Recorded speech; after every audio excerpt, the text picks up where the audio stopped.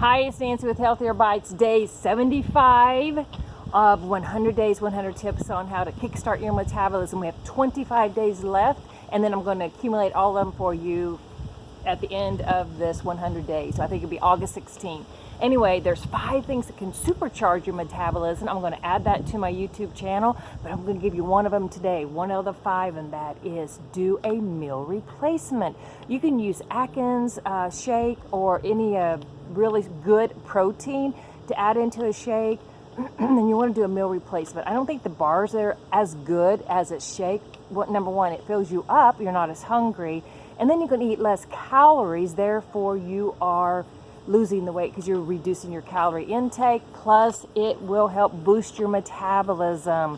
I know it sounds silly. If you can't do intermittent fasting, then a meal replacement's a good option. Maybe once a week or twice a week if you can do it. You're going to see a difference in your weight loss, and that's what I want you to do, is to see the difference in your weight loss.